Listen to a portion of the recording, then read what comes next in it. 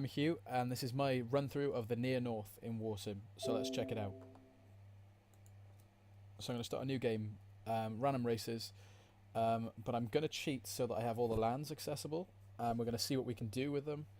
I'll give myself a lot of gold as well, just so I can, actually properly experience every part of the Near North. There will be some spoilers here, so if you don't want to sort of have this all spoiled for you, then look away now. But I will be exploring every part of the Near North. Let's check it out. So the Near North is a cold place, though mild compared to the rest of it. The Near North is littered with forts and places of violence, such as the Brawler's Pits and the Thick Blood Tavern. So the first place, which is usually the first place anyone really goes to, is the Slaver's Fort. You arrive at the Slaver Fort. There are thousands of men here, slaves and slavers in the army. The army is a sight to behold, and nearby merchants and lords are present bargaining for slaves to fill all manner of roles. So there's a lot you can use this for. You can buy slaves, hire the slave soldiers, you can buy the slavery operation, or you can even attack them. We're going to buy the slavery operation. So you can hire slavers, and every turn they will recruit new slaves, which you can either take or sell. And obviously we can also destroy the fort, which makes this happen. And then we have the ruins of the Slaver Fort. We can't visit it anymore, but it does show that it's owned by us. We've got Fort Northwatch. Fort Northwatch is a bandit fortress complex ruled by Palan the Traitor. So again, we can buy this. And if we have a hero, we can state a hero. We don't have a hero. But we can get one from here, from the staff screen, and we'll just hire the first one. We find Aggo of the Wild North. How fitting. So we'll put him in. And he'll slowly gain soldiers and send us some every turn. We got the Brawler's Pit, which is one of my favourite places, so we can watch a fight. And usually it's the one with the highest health, but you do see some really interesting matches.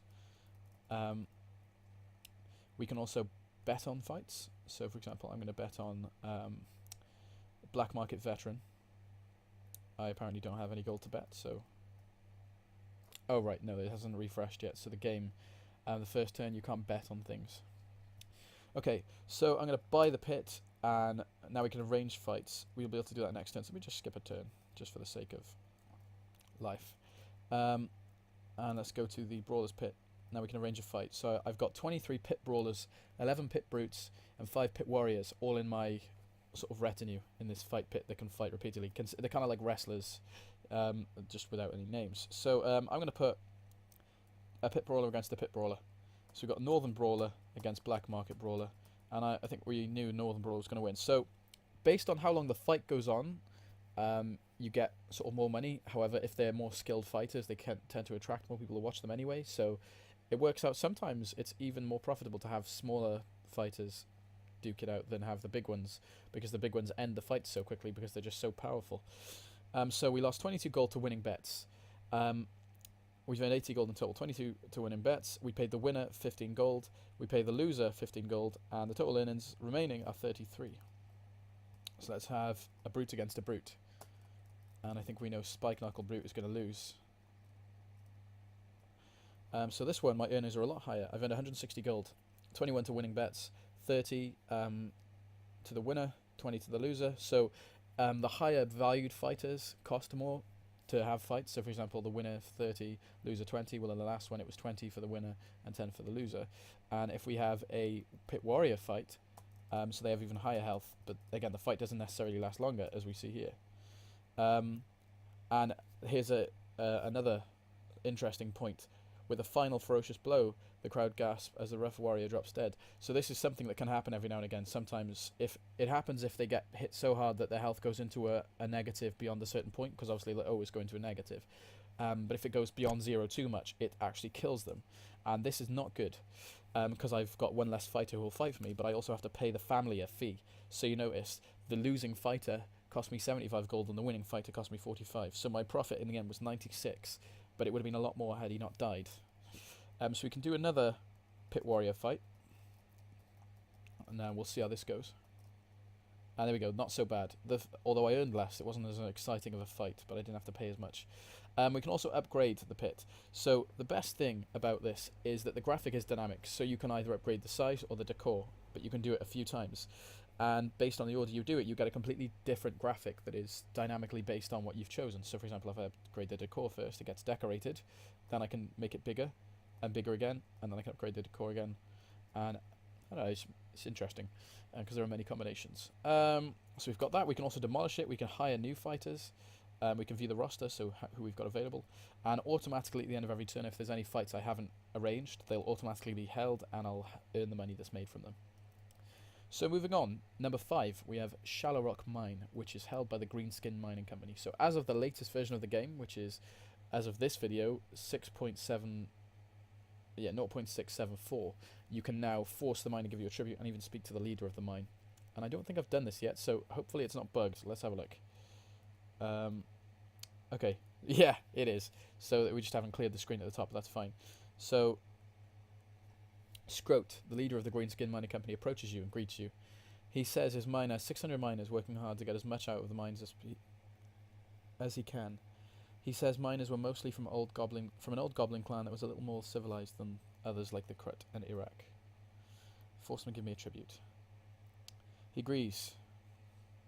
So he's giving me a tribute. I can cease taking the tribute, but I'm not going to. We can also buy the mine, which I'm going to do, or we can attack the Greenskin Mining Company, but I'm going to buy the mine. So the mine is now mine, so we can put up to 600 peasants in there, or we can prospect for more. So it says the mine contains 5,000 or 51,190 gold. If we prospect, turns up nothing. We can put 600 peasants, they'll now earn us money. And you'll notice it changes the, if we take the 600 peasants out, it should update the graphic. But yeah, so there's that. Next we've got the Cartographer's Hut. So the Cartographer's Hut is, I mean, basically I've cheated to see every land available, so there's nothing I can buy. But as a standard, you can actually buy maps here that reveal each area. So there's one for the near north, far north, wild north, and then every other area as well. And once it's done, once you've bought them all out, there's nothing more you can do there for the time being, but there will be more modifications to that later on. And then we've got the Thickblood Tavern. So, you enter the Thickblood Tavern, one of the toughest places in the north, full of hardened men, criminals, and bandits everywhere you look. Fights break out frequently, and without warning, blood and ale flow everywhere. So, let's talk to the bartender. Ask about rumours. Ulfberth the Unyielding scowls at you. Rumours are for the weak. They are often false heresy. Oh, yeah.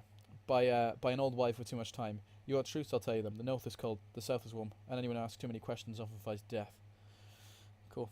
So we can hire bandits from this place. The bandit ringleader of the Thickblood Bandits knows of you and allows you to hire his men.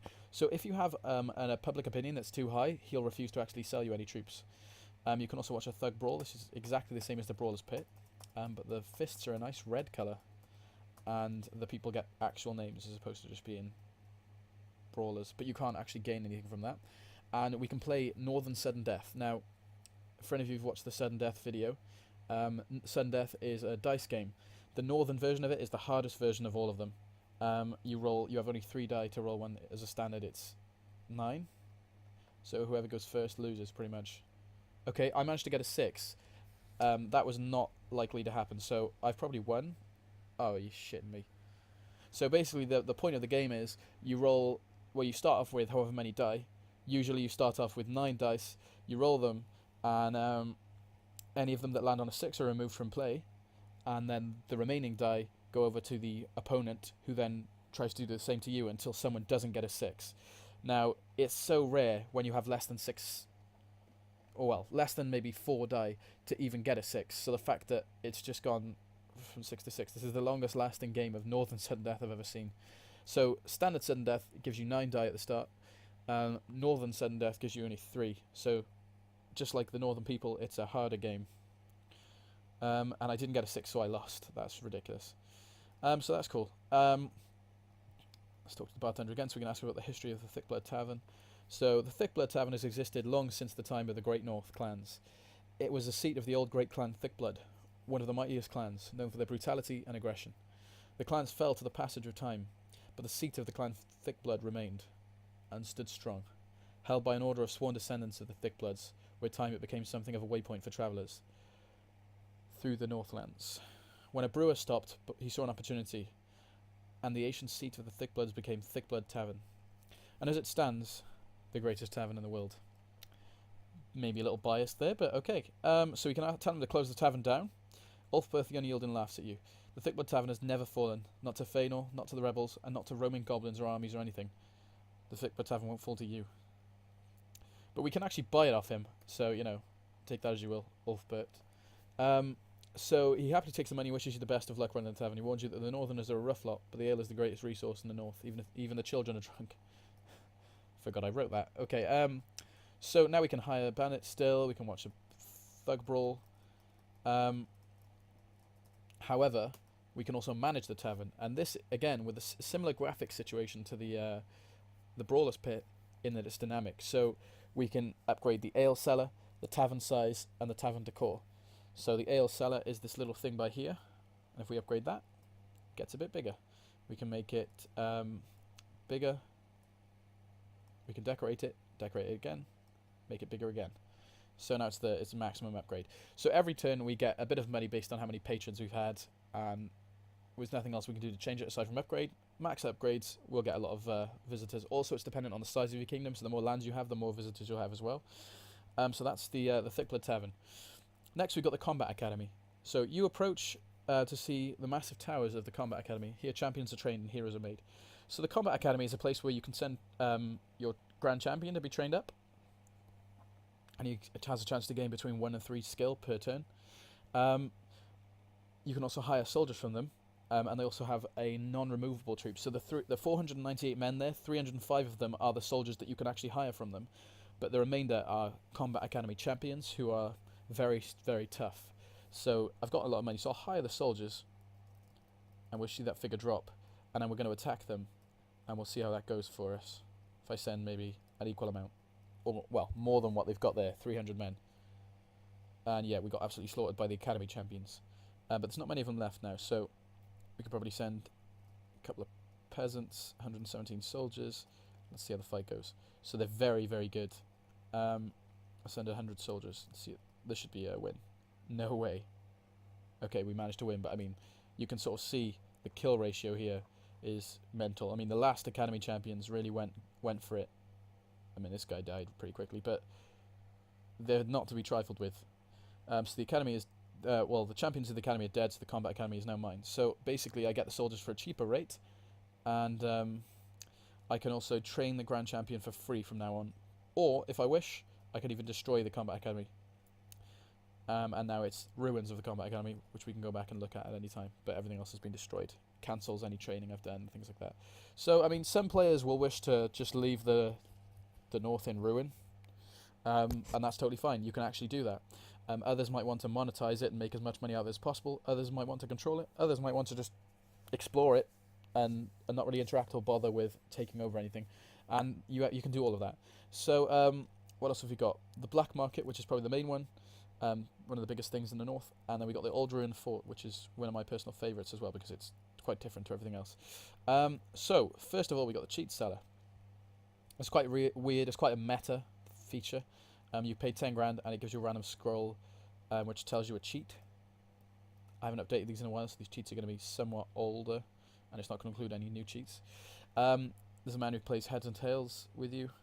So you notice his gold is going down, the gold he has to bet with. So I'm going to cut my losses. We can also hire local bandits from this place. There's 110 of them available. And again, those 110 will also be part of the garrison. So obviously if you attack the town, these bandits will also attack you. So they are part of this figure. So if I hire these, if I hire 100 of them, you notice that there's only 215 now. The small house with a dark X painted on it has a demon inside. So you enter the dark house and find, or a dark dank house, and find a horribly aged old man with huge black eyes that make him seem sinisterly inhuman. He tells you that he can summon demons from the demon gate to serve you for a fee, of course. He chants some words that have not been said in centuries, in several long-dead languages, and before you know it, you are stood outside the black market. There is a cloaked figure stood near you. You catch a glimpse of its figure for a moment, and you see what you wish you would not. A demon now serves you. So you can only do that once per turn, and if I come back next turn, it'll cost me an extra 50 gold, and it will keep going up. So eventually, you can't rinse this. it will get more and more costly to keep hiring demons. But it is the only way of getting demons other than the Horn of Demons and... Well, yeah, that is actually the only way. Okay, the Seer of Minds. So you can pay for a reading and smoke appears before you and you can tell him what you think it is. So I think maybe, I don't know, it's a candle or a candle.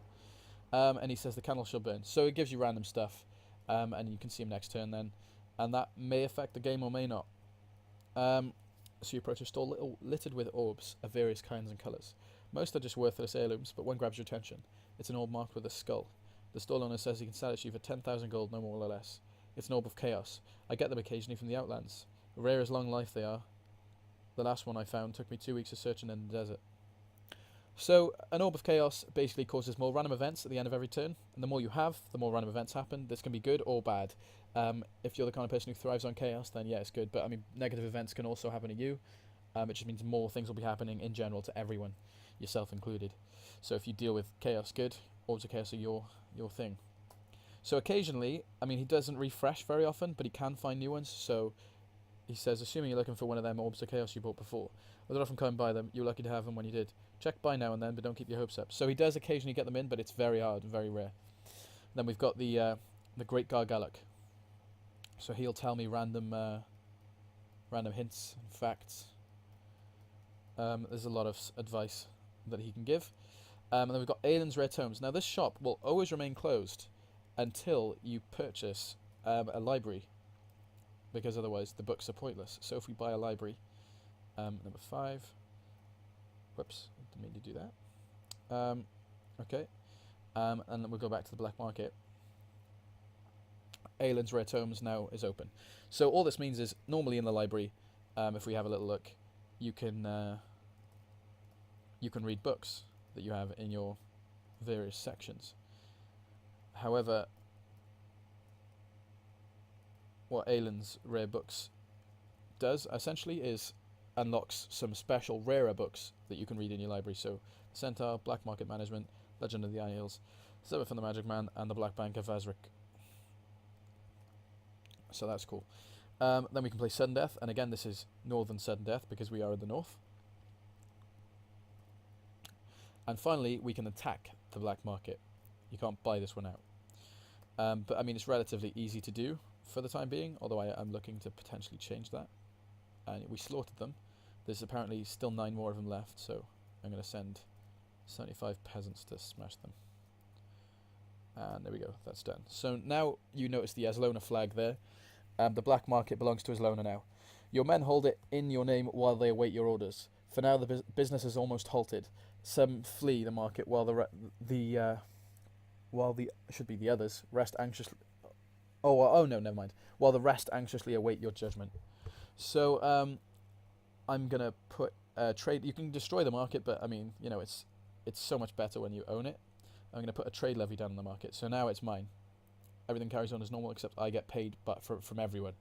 So we can manage the black market, and I can view the trade levy report. So at the moment this is 0, but as time goes on, this will increase.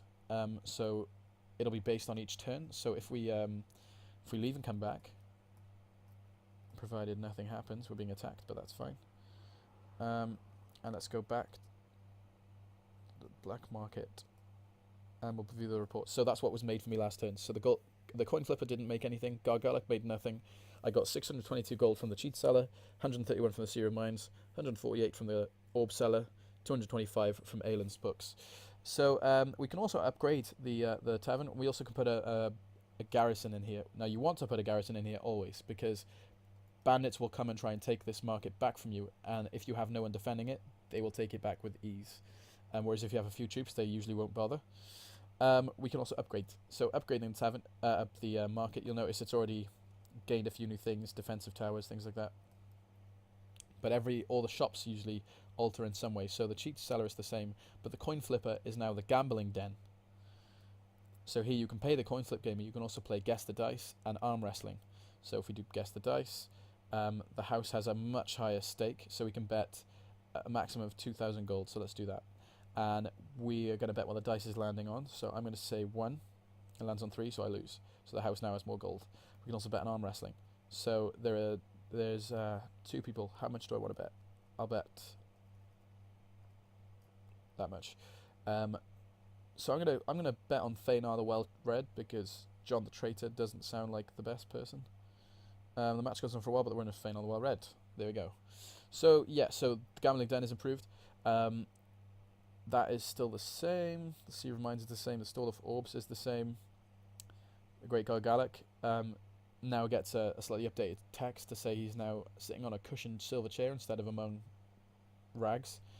Aelin's Red Tomes, I believe, is still the same. And finally, the sudden death game is upgraded. You can actually choose which kind of sudden death game you want to play now, instead of just playing by northern rules, which is always fun because Eastern sudden death is probably my favourite because it goes on for the longest. And I even coded a sort of secret cheat version.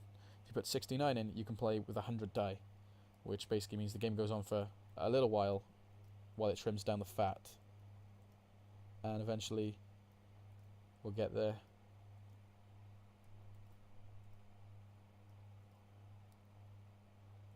Wow, okay. So yeah, we can play original rules, which is 9 die, so 3 removed, his turn, 2 removed, my turn, 2 removed, his turn, he didn't get any, I get 40 gold. So that's that. And just for the sake of showing you, we can also shut down the black market.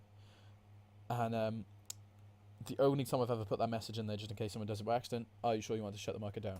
Yes. So there we go. So the market is done. The market was once a bustling market. Should probably fix that. For the seedy and strange, but the might of his loner crushed the bandits who guarded it and pushed everyone else out.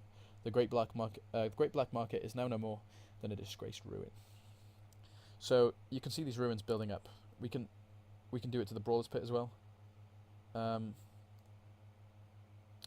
to Fort Northwatch. Okay, maybe we can't do it at Fort Northwatch. But you can ruin a lot of things. We've got the old ruined fort, which ironically we can unruin, so we can rebuild the fort. So you notice the text here: the ruins of the old fort are soon to be constructed. Contractors and labourers all around surround the fort and begin making camp and storing materials. So every year we come back to this, it'll have a different graphic. So I'm just going to skip that. And let's go back. The graphics change a bit now, remember that. The ruins of the old fort are now beginning to look more lively. The workers are making a start on all the towers. If we go back again, if you can remember what that graphic looked like. I'm just going to skip back there.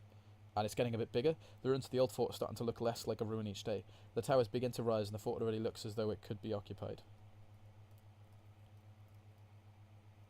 And one more time. And you start to see it's taking more shape. So the ruins of the old fort are no longer ruins. The eastern tower is complete, and the remaining towers are nearly all finished. So we're getting there. So it does take a while to build, but it's really cool if you check back every now and again. The fort is now completed, and the finishing touches to the interior are being made. The men cheer as your people come. Name the fort Fortes Lona. So let's go back. So now it should be completed, and now we can instate a hero as well. So it's a finished fort now, which is cool because you can build it and it's your own. And lastly, the last and final place in the New North is the Strength Stone. So you approach the rock of the Northerners called the Strength Stone, a stone with strange Asian patterns on it, which they say if you rub it 3 times, no more no less, you'll gain great strength for a time. This is true. If you rub the rock 3 times in one turn, your troops will have some sort of combat bonus usually. And if you destroy the stone, you can never do it again. And yeah, you've ruined everything for everyone. So you approach the rock of the Northerners, once called the Strength Stone. It was adorned with Asian patterns and said to give the strength to those who touched it. You destroyed the stone. I hope you feel bad about it.